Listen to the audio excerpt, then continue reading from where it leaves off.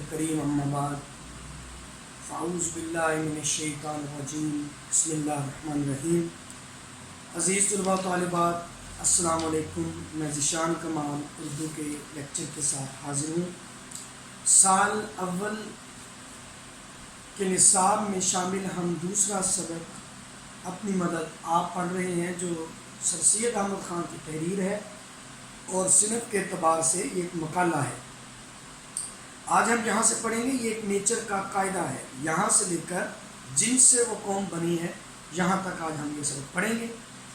اس میں جو مشکل الفاظ ہیں وہ دیکھیں۔ نیچر کا مطلب ہے فطرت، قاعدہ کا مطلب اصول، موافق یعنی مطابق۔ انسان پانی پلانے کی جگہ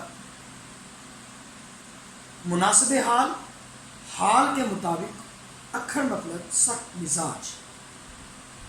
بچوں اس سبق میں ہم کیا پڑھ رہے ہیں؟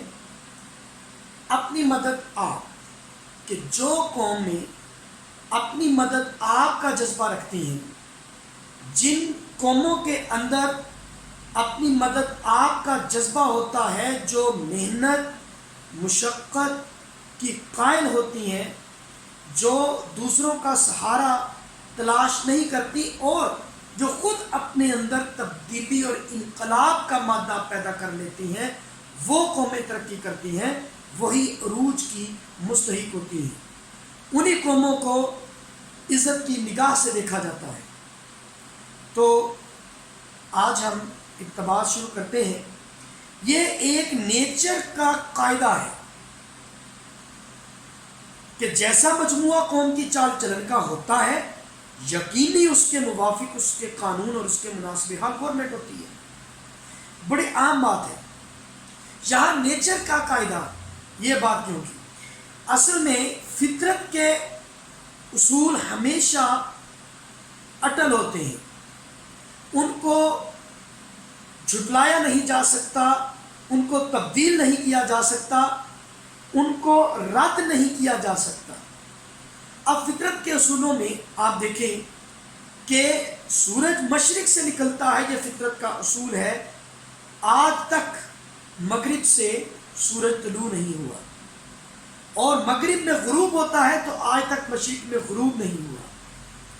موسم اپنے وقت پہ آتے ہیں، دن اور رات ایک دوسرے میں تجاوز نہیں کرتے۔ سورج چاند ستارے اپنے مخصوص مداروں میں حرکت کر رہے ہیں، کسی ایک کو مجال نہیں کہ دوسرے کو جا چھوئے، چاند کی مجال نہیں کہ سورج کو چھوئے، یا سورج کی مجال نہیں کہ چاند کو چھوئے۔ اسی طرح فصلیں اپنے وقت پہ پکتی ہیں، اپنے وقت پہ تیار ہوتی ہیں۔ اگر گندم بوئی جائے تو گندم کا پودا ہی زمین سے نکلتا ہے، یہ فطرت کا اصول ہے۔ یعنی وہ اصول جو اٹل ہے، جو ناقابل تردید اور ناقابل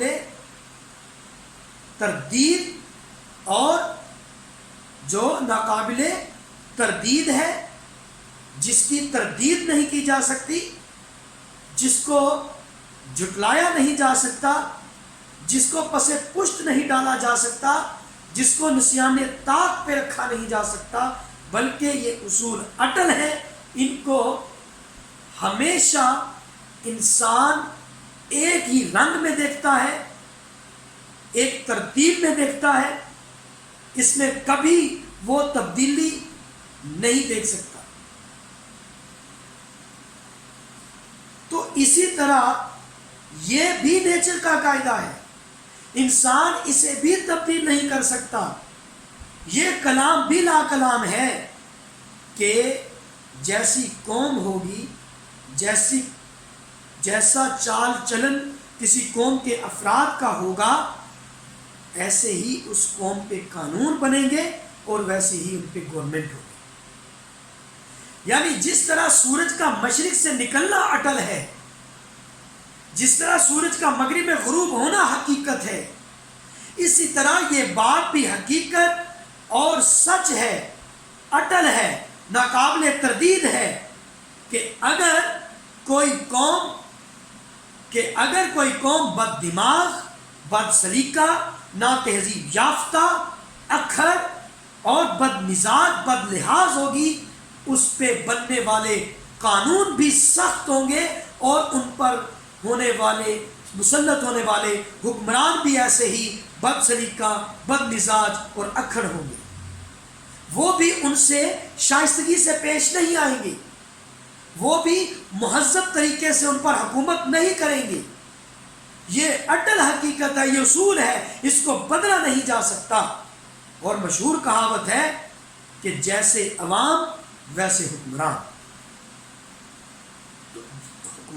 عوام اگر چاہتے ہیں کہ ان پر اچھے، شائستہ، مہذب، تہذیب یافتہ اور صاحب علم، صاحب شعور حکمران حکومت کریں، تو ان کو اپنا مزاج بھی بدلنا پڑے گا، انہیں اپنے اندر شائستگی لانا ہوگی، اپنے اندر تہذیب کا مادہ پیدا کرنا ہوگا، اپنے اندر انہیں وہ شعور لانا ہوگا جس کی بدولت وہ اچھے حکمران کا انتخاب کر سکے۔ تو بچوں، یہ بات طے ہو گئی کہ جیسے عوام ہوں گے ویسے حکمران ہوں گے۔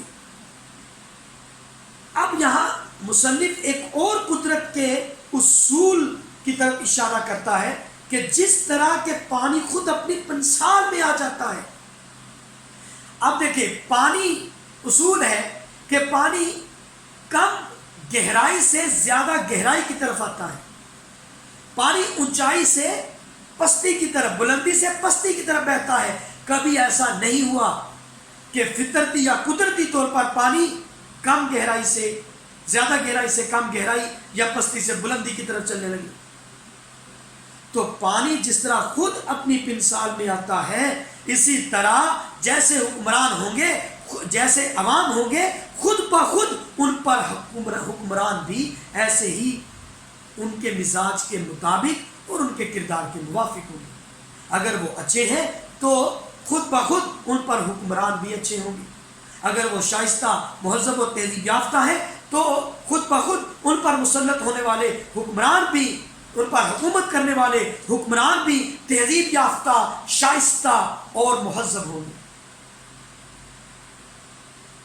اگر عوام بد تہذیب اور اکھڑ، بد دماغ اور بد لحاظ ہوں گے تو خود بخود ان پر ایسے حکمران مسلط ہو جائیں گے، ان کے چاہتے ہوئے بھی ان پر اچھے حکمران حکومت نہیں کر سکتے۔ یہ اصول ہے قدرت کا، فطرت کا، اس کو بدلا نہیں جا سکتا، اس کو تبدیل نہیں کیا جا سکتا۔ تو مصنف کہتا ہے کہ جاہل و خراب و نا تربیت یافتہ رعایا پر ویسی ہی اکھڑ حکومت کرنی پڑتی ہے۔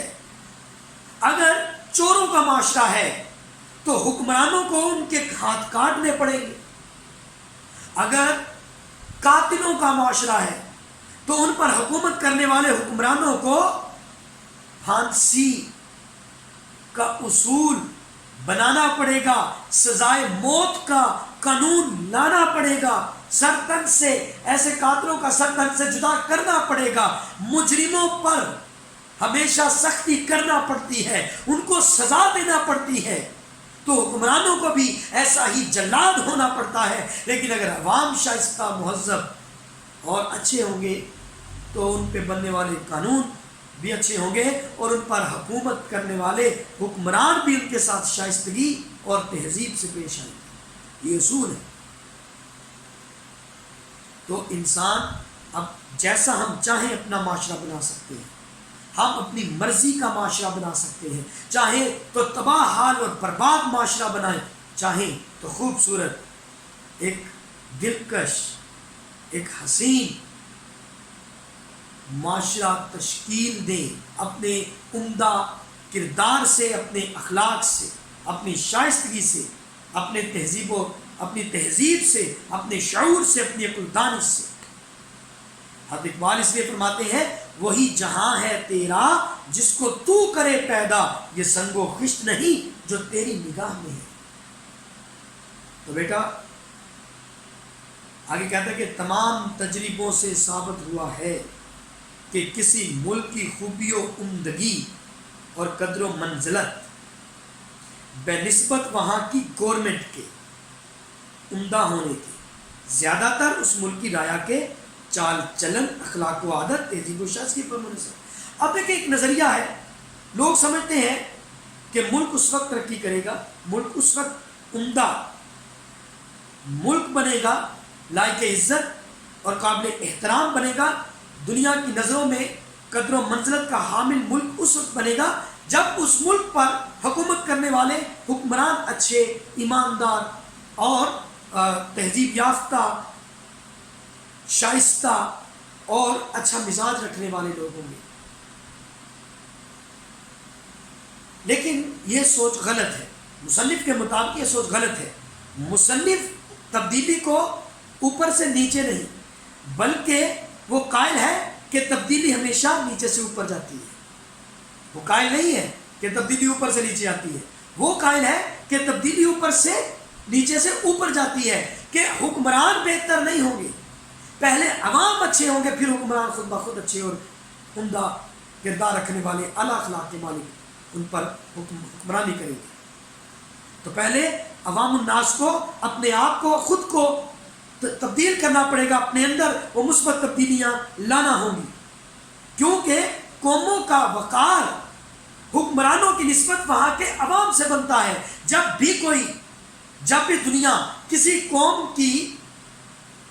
قوم کا کردار دیکھتی ہے تو اس ملک کے حکمرانوں کو نہیں، بلکہ اس ملک کے عوام کا کردار دیکھتی ہے، اس ملک کے عوام کا چال چلن دیکھا جاتا ہے، اس ملک کے لوگوں کی مجموعی زندگیوں کو مد نظر رکھا جاتا ہے۔